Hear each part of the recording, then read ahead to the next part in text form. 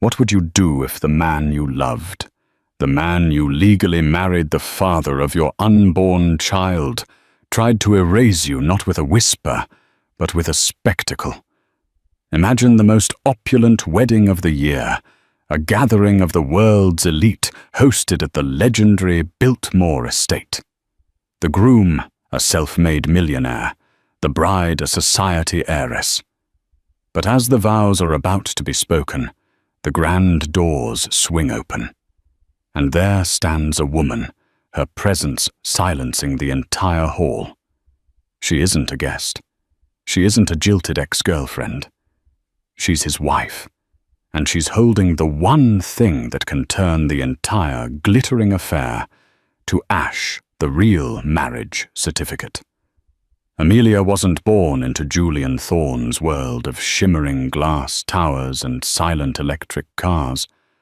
Her world had been one of warm, crowded coffee shops, the smell of old books, and the shared dream of building something from nothing. They had met 7 years ago. He was a junior analyst with eyes that burned with an ambition that both thrilled and frightened her. She was a freelance graphic designer who saw the brilliant, insecure man behind the cheap, oversized suit. They fell in love over microwaved dinners in her tiny Brooklyn apartment, their laughter echoing louder than the sirens outside. He'd trace the lines of her palm and swear that one day those hands would never have to work again. Their wedding wasn't in a grand ballroom. It was a simple, heartfelt ceremony at the New York City Hall, with 2 of their closest friends as witnesses. The certificate, a simple document from the state of New York, felt more valuable than gold. It was their foundation, the legal and emotional bedrock of their life together. Julian framed a copy and hung it in their bedroom. Us against the world, he'd whisper, kissing her forehead. And for a while, they were winning. Julian's ambition caught fire. His small tech startup, Thorne Industries, exploded. The Brooklyn apartment gave way to a sprawling penthouse overlooking Central Park. The cheap suit was replaced by custom-tailored Tom Ford. Amelia at first was his biggest cheerleader. She designed his company's first logo, celebrated every milestone, and grounded him when his ego threatened to soar into the stratosphere. But the higher he climbed, the more the air around him thinned. The man who once shared his deepest fears with her now spoke in quarterly reports and stock projections. Their intimate dinners were replaced by sterile charity galas, where she felt like another one of his prized possessions. Her simple elegance scrutinized by women dripping in diamonds. He began to travel more always for critical business. She'd call his hotel only to be told he'd left no forwarding number. He'd return smelling of a perfume that wasn't hers and an exhaustion that felt different from work. The signs were their small fissures in their foundation. A second phone he tried to hide. Vague answers to specific questions. A chilling distance in his eyes, even when he was holding her. Amelia tried to breach the divide. "Julian, we need to talk. I feel like I'm losing you." "Don't be dramatic, Amelia," he'd say, scrolling through his phone. "I'm building an empire for us, for our future. Isn't that what you wanted?" She had wanted a life with him, not an empire without him.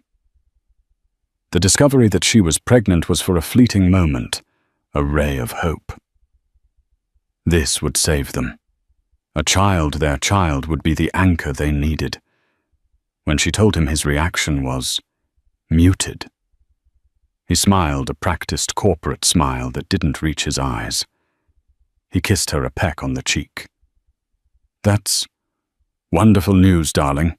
We'll have to hire a nanny, of course. Get the best." He didn't ask about her.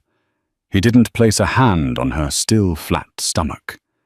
He just saw a new asset to be managed. The final soul-shattering blow came not from a confrontation, but from the glossy pages of a magazine. Her friend Chloe had come over, her face pale. She handed Amelia a copy of Tatler, the High Society Bible, and there it was, a lavish 10-page pred. A thorn in Rocher's side, the merger of the century solidified by love. The article detailed the upcoming wedding between Julian Thorne, CEO of Thorne Industries, and Isabella Rocher, the daughter of industrial titan Jean-Pierre Rocher. The wedding was to be the social event of the decade, held at the historic Biltmore Estate in North Carolina.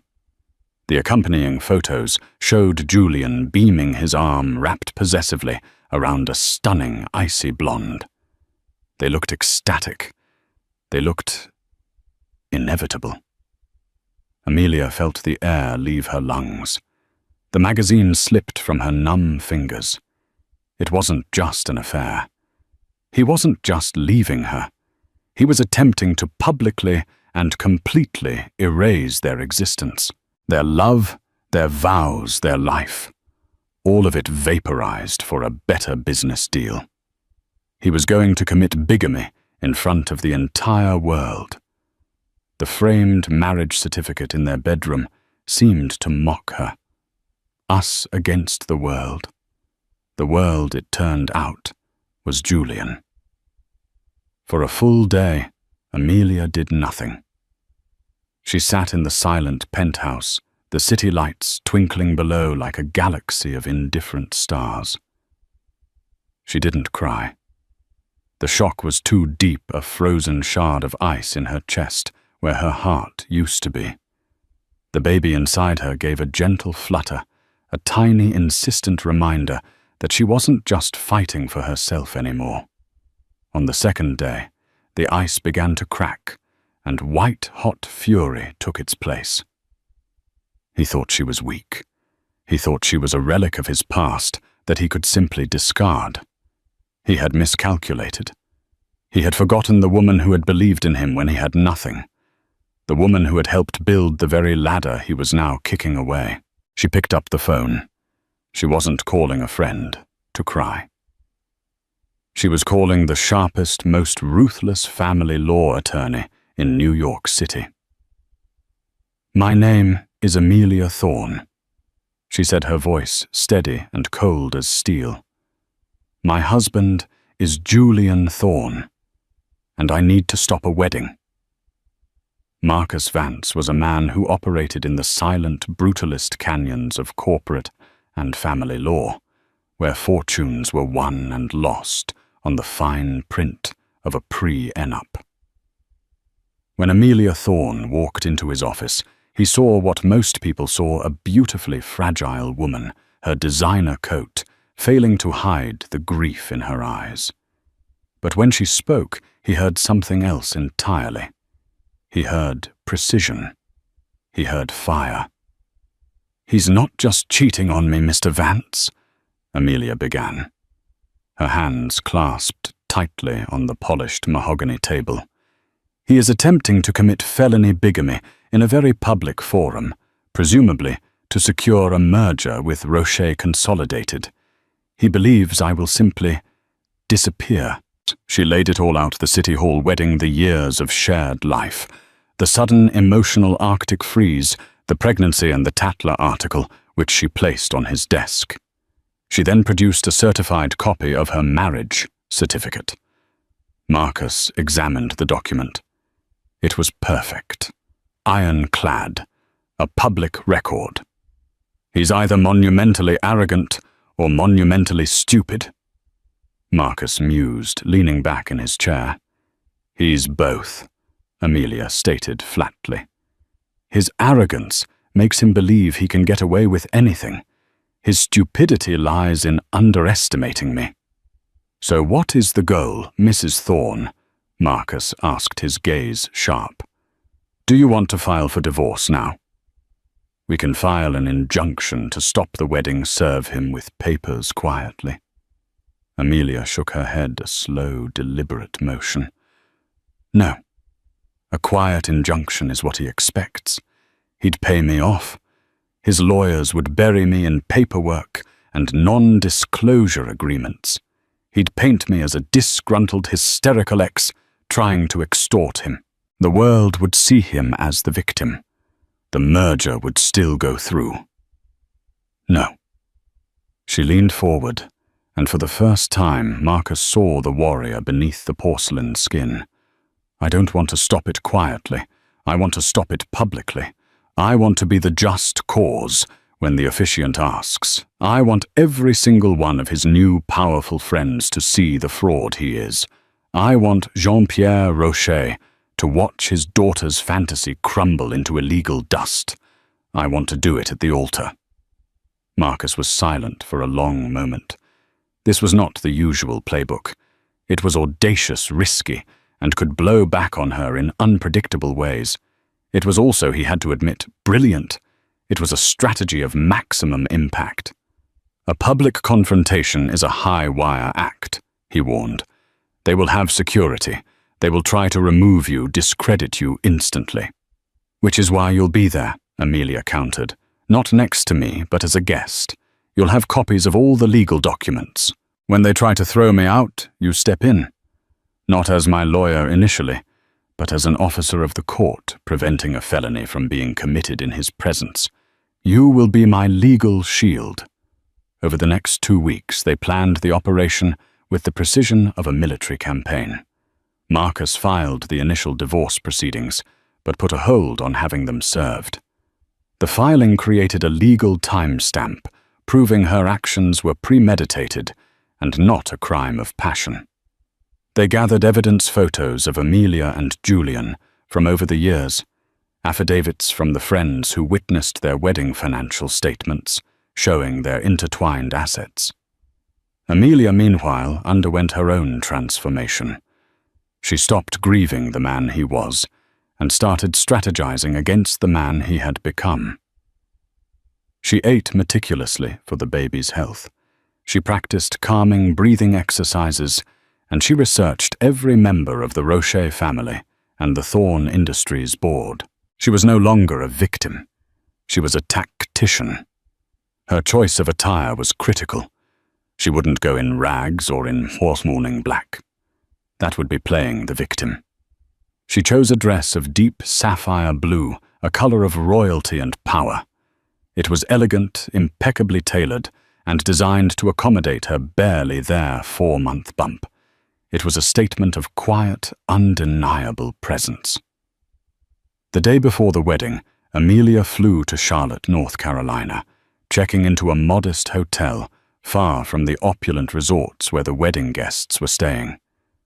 Marcus was in a separate hotel already on site. They communicated via burner phones. That night alone in her room, a wave of doubt washed over her. The memory of the young, hopeful Julian, the one who kissed her in the rain, came flooding back. Was this vengeful, dramatic act truly who she was? Her hand went to her stomach. The baby kicked a strong, reassuring thump. It was the answer she needed. This wasn't about revenge. It was about justice. It was about protecting her child from a father who would deny his very existence for profit.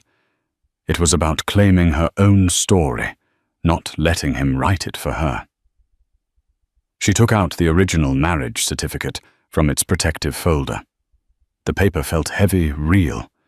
It was the one truth in a sea of glittering lies. She slid it into her clutch, a slender, elegant weapon. The next morning, she got ready. Her makeup was understated, but flawless. Her hair was swept into a graceful chignon. She looked in the mirror and saw not the heart-broken wife from 2 weeks ago, but a woman she didn't recognize, and one she deeply admired. She was calm. She was ready. As the chauffeured car she'd hired drove her towards the sprawling fairy-tale facade of the Biltmore estate, she knew this day would be the end of a chapter, but it would also be the explosive, unforgettable beginning of a new one. The Biltmore estate was even more breathtakingly ostentatious in person. It rose from the manicured North Carolina landscape like a French Renaissance chateau, a monument to old money, and today, to new lies. Hundreds of the world's wealthiest and most influential people milled about the grand lawn champagne flutes in hand, their polite laughter drowned out by the soaring notes of a string quartet. Amelia's car passed through the main security gate with an authentic-looking invitation Marcus had procured. She'd be just another face in the crowd until the moment was right. She walked through the throng of guests, a ghost from a life Julian had tried to bury.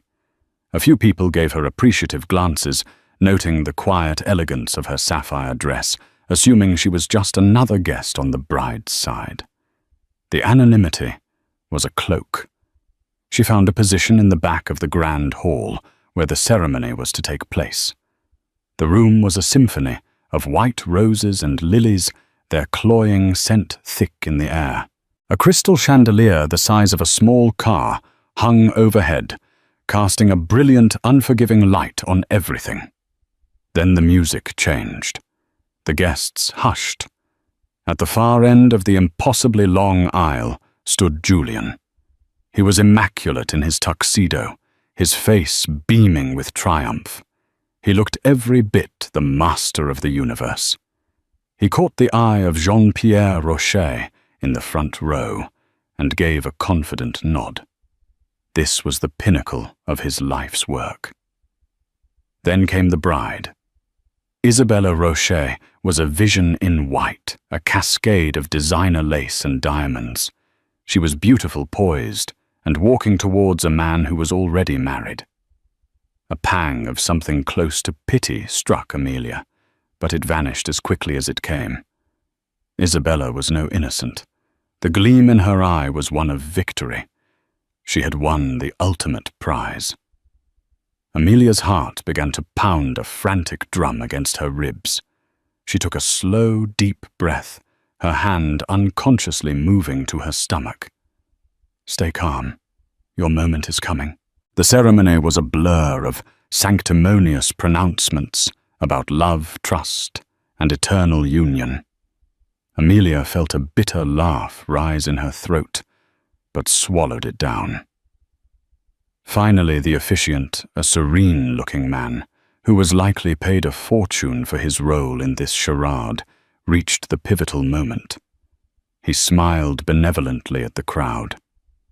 "Before these two are joined in matrimony, if there is anyone present who has any just cause why they may not be lawfully joined together, let them speak now or forever. Hold their peace." A beat of expectant silence. This was it. From the back of the hall, a single clear voice cut through the stillness. "I do." Every head swiveled. The collective gasp was a physical force. Amelia stepped out from the shadows of the rear archway. Her heels clicked with deliberate, measured slowness on the marble floor as she began to walk down the aisle, a solitary figure in deep blue moving against a tide of white. Julian's face went through a rapid, sickening series of transformations. First confusion, then disbelief. His eyes widened, his skin paling to a waxy grey beneath his expensive tan. Isabella looked at him, her perfect smile faltering. "Julian." "Who is that?" Beatrice Thorne. Julian's formidable mother, in the front row, shot Amelia a look of pure venom. "Security. Remove this woman at once." Two large men in black suits started moving towards her. But Amelia didn't stop. Her eyes were locked on Julian's. "You don't recognize me, Julian?" She called out, her voice not loud, but carrying in the acoustically perfect hall. It was the voice he heard every day for 7 years. "Perhaps you've forgotten. It's easy to forget things when you're so busy." She was halfway down the aisle now. The guests were on their feet, murmuring phones, starting to discreetly emerge. This was better than a soap opera. "My name," she announced, her voice gaining strength, "is Amelia Thorne, and my just cause for stopping this wedding." She paused, letting the silence stretch, "is the fact that Julian Thorne is already my husband." A wave of shock rippled through the room. Isabella let out a small, strangled cry and took a step back from Julian, as if he were suddenly radioactive. "She's lying." Julian finally found his voice, a strained, desperate bark. "She's a delusional ex-girlfriend I had years ago. She's obsessed. Security, get her out of here." The security guards reached for Amelia's arms. "I wouldn't touch her if I were you," a calm, authoritative voice said. Marcus Vance rose from his seat in the third row, straightening his tie. "Assaulting a pregnant woman tends to look very bad on the evening news."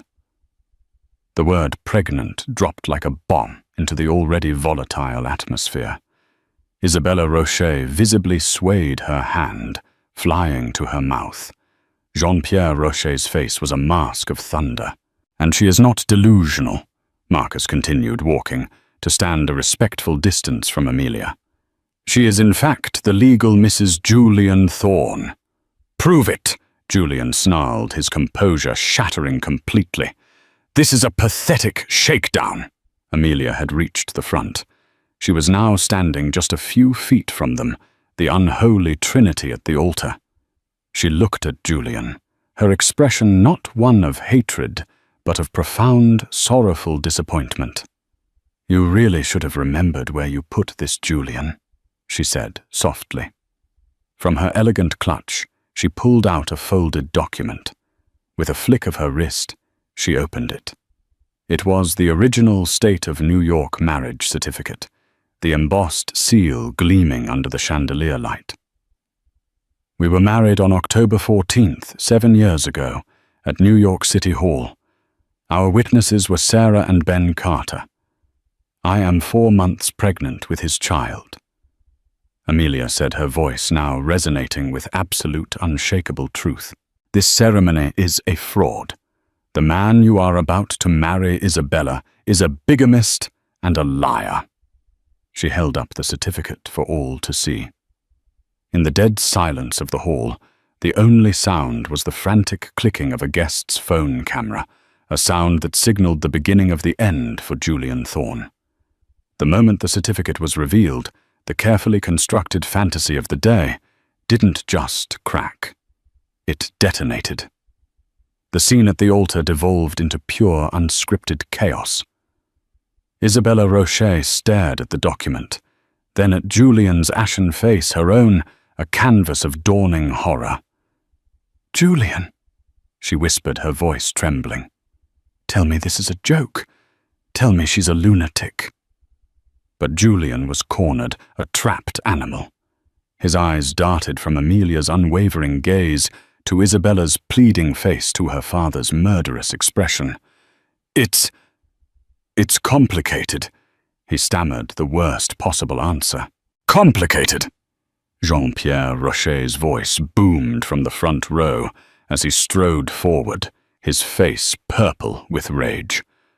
"My daughter's wedding is being crashed by your secret wife, who is carrying your secret child, and you call it complicated. You have 5 seconds to explain this before I personally tear your fraudulent empire apart." The guests were no longer even pretending to be polite. Phones were out everywhere, recording the magnificent social implosion. The string quartet had long since trailed off into a discordant squeak. Whispers turned into audible gasps and frantic speculation. "He's married to her. She looks so normal. Did you hear? She's pregnant. This is a bigger scandal than the Van Adler divorce." Julian, finally realizing his usual tactics of bluster and denial were useless, tried a new deflection. He rounded on Amelia, his face contorted with a vicious snarl. "You did this to ruin me. You were never happy with my success. You're a vindictive gold digger." Amelia didn't flinch. I was with you when your only gold was the filling in your tooth, Julian. I supported you. This isn't about your success. It's about your character, or the lack thereof." "Get out!" shrieked Beatrice Thorne. Julian's mother, her face a mask of fury. She lunged towards Amelia, her lacquered nails poised like claws. "You will not destroy my son." Before she could reach her, Marcus Vance stepped smoothly between them. "Ma'am, I suggest you calm yourself. What your son has done here constitutes attempted bigamy, a Class E felony in this state. My client is the victim here. Every person with a camera phone is a witness. I strongly advise the Thorne family to stop talking." His words, calm and laced with legal menace, had a chilling effect. Beatrice froze. Jean-Pierre Rocher, a man who understood the language of legal and financial consequence better than anyone, took a deep, shuddering breath. He looked at Julia with utter contempt. "The deal is off," he said, his voice low and deadly. "The merger is dead. You will be hearing from my lawyers. You have publicly humiliated my daughter and attempted to defraud my family. I will see to it that by this time next year, the name Thorne Industries is nothing but a footnote in bankruptcy filings." He turned his back on Julian and wrapped a protective arm around his now sobbing daughter. "Let's go, Isabella." The Rocher family, a formidable unit, turned and began to walk away, a clear and public declaration of war. The dam broke. The guests, sensing the spectacle was over and not wanting to be caught in the fallout, began to flee as if the building were on fire. The hall, once filled with the promise of a glorious union, was now a scene of mass exodus. White roses were trampled underfoot. A forgotten champagne flute lay shattered on the floor. Julian stood alone amidst the wreckage, his perfect tuxedo now looking like a costume on a broken mannequin. He looked at Amelia, his eyes filled not with remorse, but with a horrifying, venomous hatred. This was all her fault. In his mind, she was the author of his destruction, not his own actions. "You will regret this, Amelia," he hissed, his voice barely a whisper. "I will leave you with nothing. You and that thing inside you." The threat, so raw and cruel, finally pierced Amelia's armor of calm. For a second, fear flickered in her eyes. But then she looked past him at the empty aisle, at the wilting flowers, at the ruins of his ambition. He had already lost. He just didn't know it yet. "You have nothing left to take, Julian," she said, her voice quiet but firm. She turned Marcus at her side and began to walk away, leaving him standing alone at the altar of his own making. As she passed the last pew, she could hear the first siren in the distance. The media had arrived. The story was just beginning. The Biltmore estate was no longer a fairy tale castle. It was a media siege camp. News vans with satellite dishes crowded the majestic entrance. Reporters shouted questions, their camera flashes like machine gun fire. Marcus, a master of navigating such chaos, had arranged for a private security team to escort them out through a service exit and into a waiting black SUV. As they sped away, Amelia finally let out the breath she felt like she'd been holding for 2 weeks. Her body slumped against the leather seat, the adrenaline beginning to ebb, leaving a profound, hollow exhaustion in its wake. "It's done," she whispered. "The public part is," Marcus corrected gently, handing her a bottle of water. "The private war is about to begin. He's not just going to roll over." He was right. By the time they landed back in New York, Julian had already launched his counteroffensive. A statement was released by a high-priced crisis PR firm. It painted Amelia as an emotionally disturbed and estranged wife from whom Julian had been separated for years. It claimed the divorce was imminent, and that Amelia's actions were a desperate and calculated attempt to extort a larger settlement. It was a classic smear campaign designed to muddy the waters and salvage what little was left of his reputation. Amelia felt a surge of nausea that had nothing to do with her pregnancy. He was trying to gaslight the entire world. They gathered in Marcus's office, which they now referred to as the War Room. It was stark white, overlooking the city, a sterile command center for the messy battle ahead. "His play is obvious," Marcus said, pacing in front of a whiteboard. "He'll file a motion to have you psychologically evaluated. He'll claim you're unfit. He'll try to use the pregnancy against you, saying your hormones are making you unstable. He wants to discredit you as a witness to his own life." "But we have the marriage certificate, the photos, the witnesses," Amelia argued, her voice rising. "And he has millions of dollars to hire lawyers who can create doubt out of thin air," Marcus countered. "We need more leverage, something he can't spin, something that hits him not in his reputation that's already shot, but in his wallet and his ego." For the next few days, Amelia felt like she was drowning in legal documents and strategic discussions. Julian served her with divorce papers, so aggressive they bordered on harassment, demanding full custody of the unborn child he had publicly denied, and claiming she was an unfit mother. It was a cruel, transparent tactic to scare her into submission. It did the opposite. It erased any lingering sentimentality she had for the man she once loved. This was no longer Julian. This was an enemy. She started digging, not just with Marcus's legal team, but on her own. She spent late nights combing through old emails, bank statements, and documents from the early days of Thorn Industries, a life he thought she had forgotten. She was looking for a vulnerability, a crack in his financial armor. And then she found it. It was in a dusty box in her closet, filled with memorabilia from their first apartment. Tucked inside an old photo album was a document she had barely understood at the time. When Thorn Industries was just a concept, a dream sketched on a napkin, Julian needed a small amount of seed money to incorporate the company. He didn't have it. His parents had refused, calling his venture a pipe dream. Amelia had just received a modest inheritance from her grandmother. It wasn't much, just $50,000, but to them it was a fortune. She had given it all to him without a second thought. In return, he had jubilantly presented her with an official-looking stock certificate. "You're not just my wife, Ames," he had said, kissing her. "You're a founding partner. This makes you a 5% owner of Thorn Industries. One day this piece of paper will be worth millions." She had laughed and put it away, its value purely sentimental.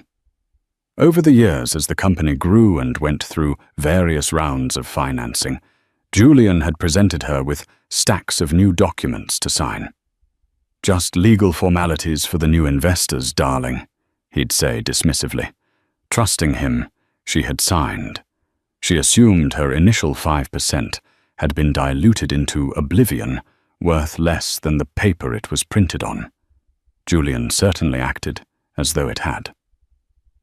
She brought the certificate to Marcus. "Is this anything?"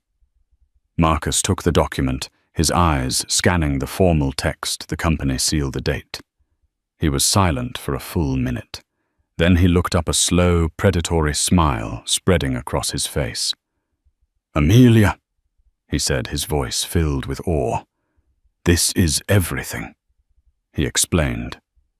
Julian had indeed tried to dilute her shares. The papers he'd had her sign were attempts to convert her powerful founder's shares into common stock, which would have rendered them nearly worthless. However, the original incorporation agreement had a clause Amelia herself had insisted on after reading a Business for Dummies book, that any change to the status of founders' shares required a separate notarized affidavit of consent, explicitly explaining the dilution. Julian had never gotten that affidavit. In his arrogance, he thought the sheaf of papers he'd had her sign was enough. He had buried the truth under a mountain of jargon, assuming she would never check. "According to this," Marcus said, tapping the certificate, "you are not a 5% owner of the current Thorn Industries. Due to stock splits and anti-dilution clauses, you didn't even know you had your original stake, means you own 22% of the entire company. You are the single largest individual shareholder. Larger than Julian." Amelia stared at him, her mind reeling. "What does that mean?" "It means," Marcus said, the smile widening, "that you don't have to fight him for a settlement. It means you can call a board meeting. It means you have the power to fire him from his own company." The game had just changed. This was no longer a divorce. It was a corporate takeover. The discovery of the stock certificate in the dusty box was like finding a master key in the middle of a maze. Amelia stared at the ornate, slightly yellowed paper, a relic from a more hopeful time. She remembered the day Julian gave it to her, his face flush with excitement, calling her his founding partner. To her, it had been a romantic gesture, a symbol of their shared dream. To him, it had clearly become an inconvenient detail, a loose end he thought he had long since tied up and buried. In the sterile confines of the war room, Marcus Vance initially viewed the document with professional skepticism.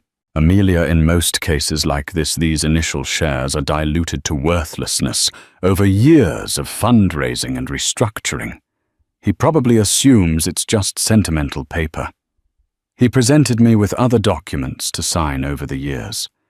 Amelia admitted, a knot of dread tightening in her stomach. "For new investors," he said, "just formalities." Marcus's eyes narrowed.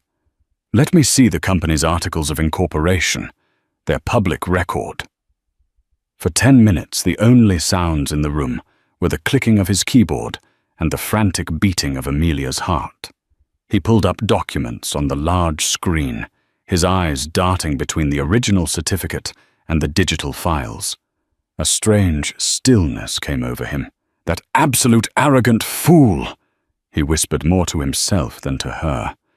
He slowly leaned back in his chair, a look of stunned admiration on his face. "Amelia, he made a mistake. A colossal one." He explained, his voice gaining excitement with every word. "The original incorporation agreement, the bedrock of the entire company, contained a clause, the very one she had insisted on, inspired by a late-night reading binge of business books. It stipulated that any alteration to the ownership class or rights of founders' shares required a separate, dedicated, notarized affidavit of consent, wherein the potential dilution was explicitly detailed in plain language. Julian, in his haste and towering self-assurance, had buried the conversion attempts in complex legal jargon within stacks of other investment paperwork. He had never gotten that specific separate affidavit. He assumed she'd never notice. "He didn't just fail to dilute you," Marcus said, standing up and beginning to pace.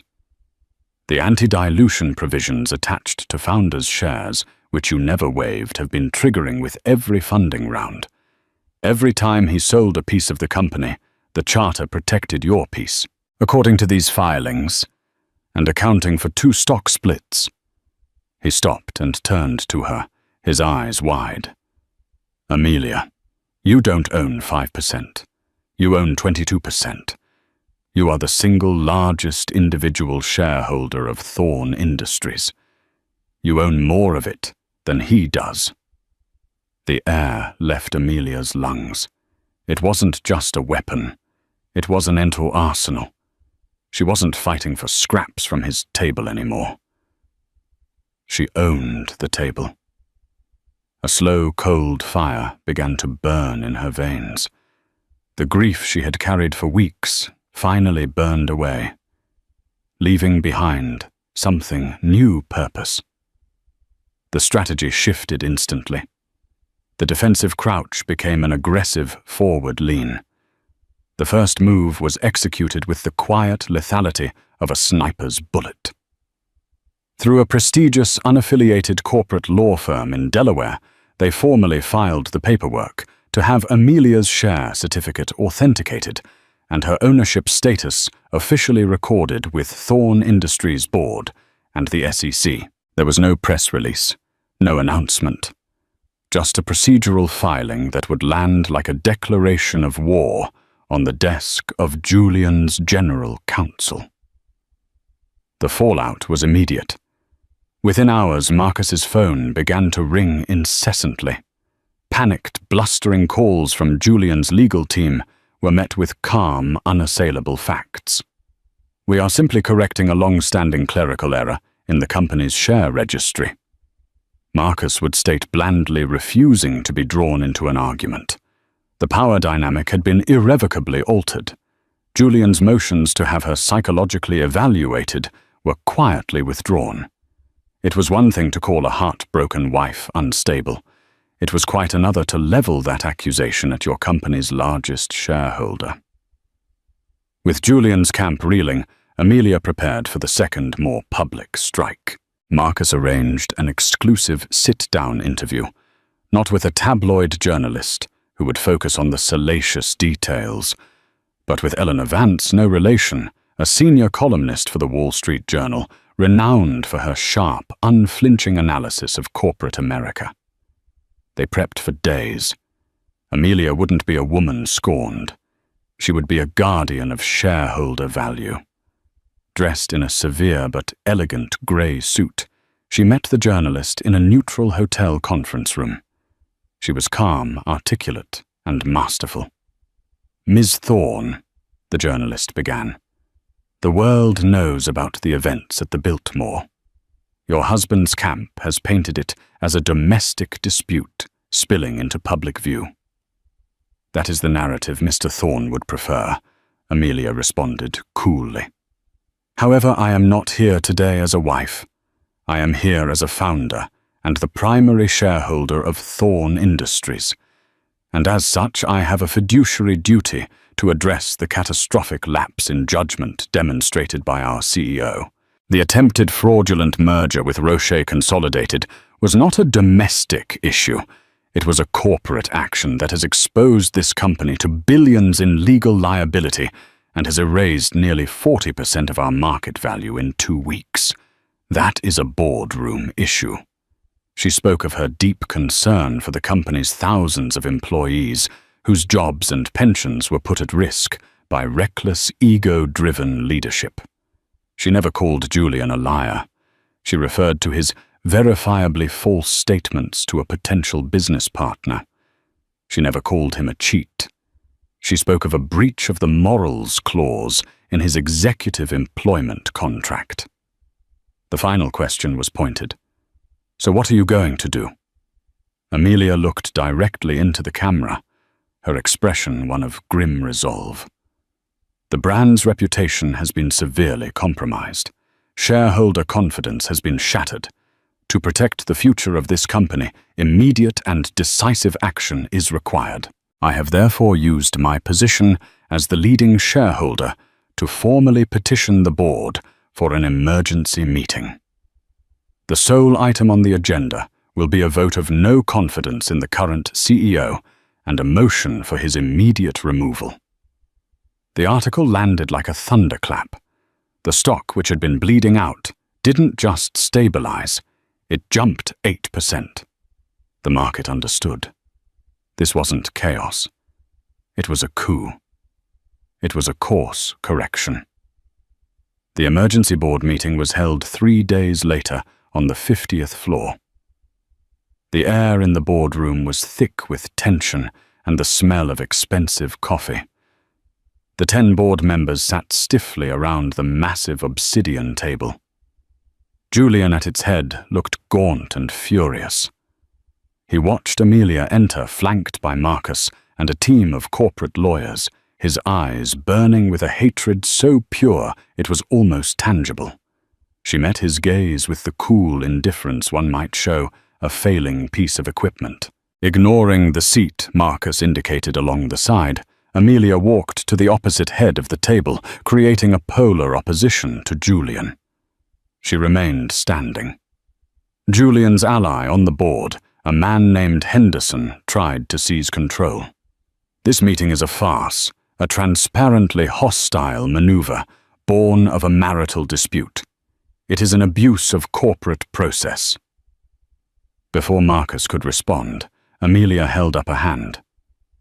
"Mr. Henderson," she said, her voice cutting through the tension, "my marriage is over. We are not here to discuss it.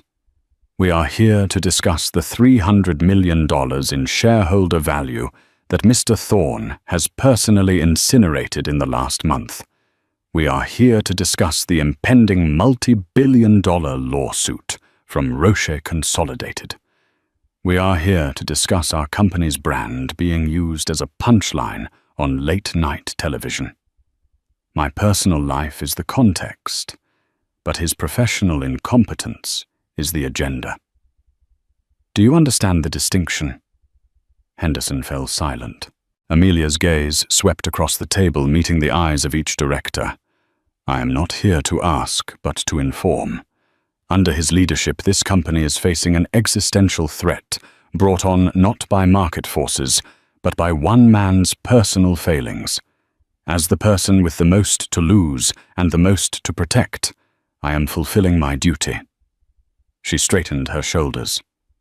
"I hereby table a motion for a vote of no confidence in CEO Julian Thorne, and for his immediate termination for cause citing gross negligence and breach of his fiduciary and contractual duties."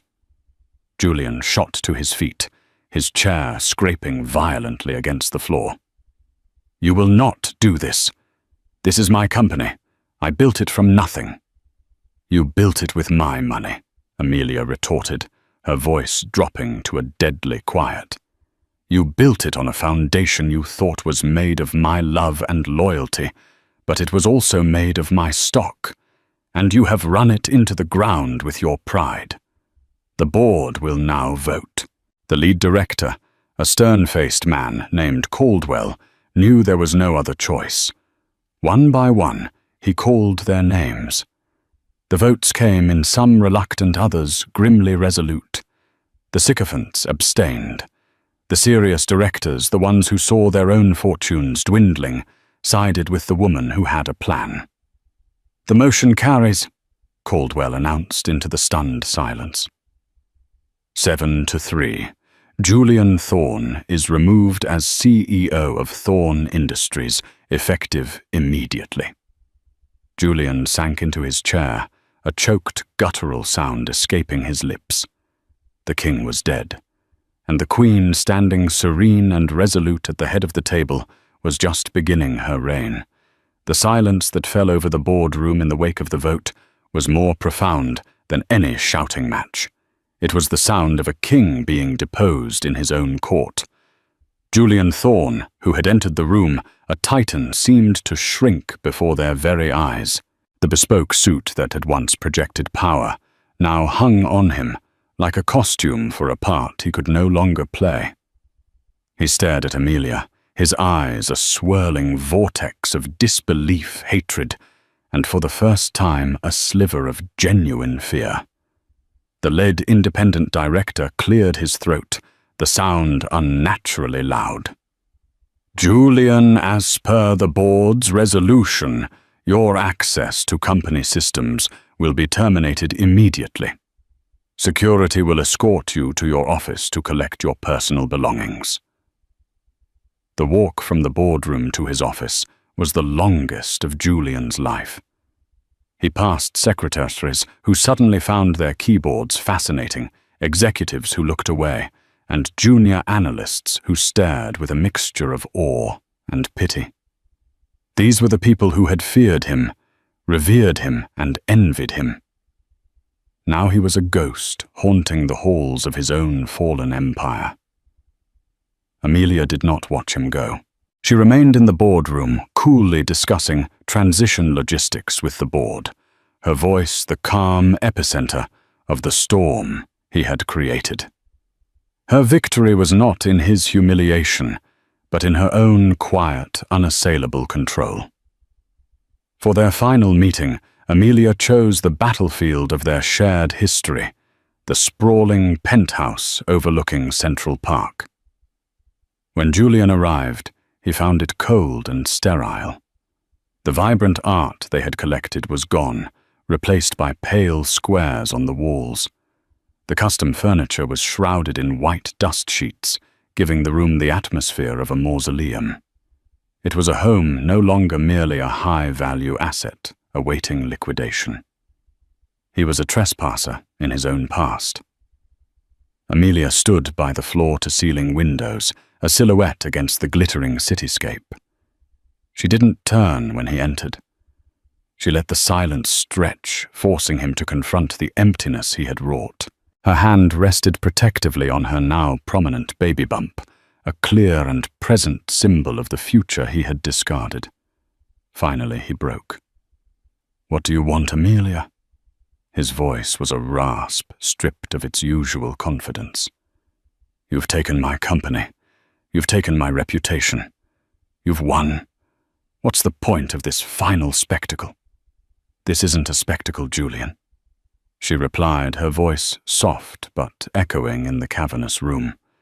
She turned to face him, her eyes clear and devoid of the hatred he expected. What he saw was far more devastating. It was pity. "This is an exit interview. I wanted to look you in the eye one last time, not as my husband or my enemy, but as the co-founder of a life we once planned to build." She gestured to the shrouded furniture. "I remember when we bought that sofa. You were so proud because it was the first thing we bought that wasn't from a second-hand store. You told me it was the beginning of our empire. An empire for us." She took a step closer, her gaze unwavering. "You were the one who turned our life into a business, Julian. A series of assets and liabilities. So I learned to speak your language. I'm just here today to finalize the dissolution of our partnership." He flinched, the words striking him more painfully than any shout. "So what are the terms? What pound of flesh do you want now? I don't want your flesh. I want my freedom. And more importantly, I want my child's," she stated. "So here are the terms of your surrender. First, the divorce will be uncontested. You will not fight it. You will not delay it. You will sign whatever is put in front of you. The settlement will be generous, drawn from your personal assets, the accounts and properties that predate my involvement on the board. I am leaving you with more than enough to disappear and start again. I am not leaving you destitute. That was your plan for me, not mine for you. Second, she continued, her voice hardening, you will sign away any and all legal claim and parental rights to this child. You will have no custody, no visitation, no contact, ever." A flicker of his old entitled self ignited. "You can't do that. He's my son. My blood." "Is he?" Amelia's voice was laced with ice. "You stood before God and 1,000 people and prepared to commit a felony, an act that would have legally declared this child illegitimate. You stood in that grand hall and called him a thing inside me. You don't get to claim him in the dark after you denied him in the light. This isn't a punishment, Julian. It's a protection. I am protecting my son or my daughter from a father who sees love as a liability and family as a merger opportunity. They deserve to be cherished, not leveraged. The child will bear the Thorn name because it is a legacy I have now cleaned and redeemed. They will inherit the better part of it. Finally, she said, walking over to a starkly modern coffee table the only piece not covered by a sheet. On it sat a single thick folder. "You will sign this. It's a mutual non-disclosure and non-disparagement agreement, ironclad and perpetual. You will never speak of me or my child to anyone. Not to the press, not to your friends, not in a tell-all memoir 10 years from now. You will become a ghost, and in return I will afford you the same courtesy. The world will move on, and Julian Thorne will simply be a business footnote." He stared at the folder, a bitter, broken laugh escaping his lips. "And if I refuse? What if I decide to drag this through the mud for years?" Amelia looked at him, not with anger, but with a weary finality. "I truly hoped you wouldn't ask that, but I planned for it. If you refuse, then tomorrow morning, as acting chairwoman of the board, I will authorize a full deep-dive forensic audit of Thorne Industries, covering the entire period of your CEO tenure. We'll bring in the best investigative accountants in the country." She let the threat hang in the air. "I wonder what they'll find. Perhaps we could start with the undeclared corporate accounts in the Cayman Islands you used for the Rocher deal's preliminary gifts, or the millions in consulting fees paid to shell corporations that trace back to your mother. Or maybe just the simple common fraud of using corporate funds for the down payment on Isabella's ridiculous engagement ring. I was your partner for 7 years, Julian. I know where you cut the corners." She saw the blood drain from his face. She had him, completely. "You have 2 paths, and you will choose one now.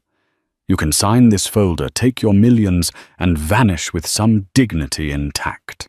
Or you can refuse, and I will dedicate a significant portion of the company's resources to ensuring your next board meetings are with the district attorney. Choose." Slowly, like a man moving underwater, he walked to the table. His hand trembled as he reached for the pen. He didn't read the documents. He knew it didn't matter. He signed page after page, his signature, once a bold assertion of power, now the hurried scrawl of a defeated man. He pushed the folder back towards her and turned to leave a stooped figure silhouetted against the door. He didn't look back. Amelia stood alone in the quiet, empty room for a long time, listening to the hum of the city. There was no triumphant surge, no thrill of victory. There was only a vast, quiet, and profound sense of peace. The war was over. The weight she had carried for so long had finally been lifted. She placed both hands on her belly, feeling the strong, steady kick of the new life within. This was her true north, the reason for the fight, the purpose for the victory. Her future was no longer an empire of glass and steel, but one of unconditional love and limitless possibility.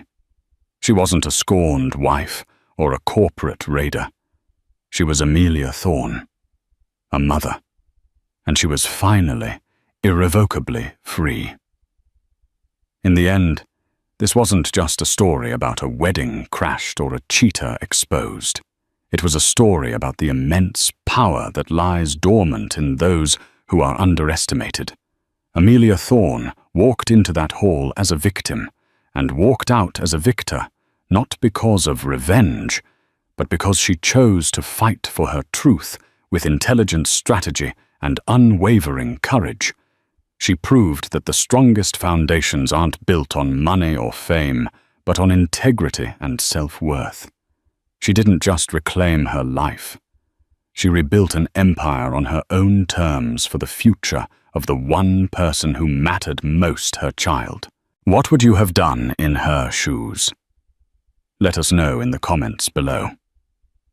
If you were captivated by Amelia's journey from heartbreak to power, please give this video a like, share it with someone who loves a story of ultimate justice, and be sure to subscribe to our channel for more unforgettable stories of strength, drama, and empowerment.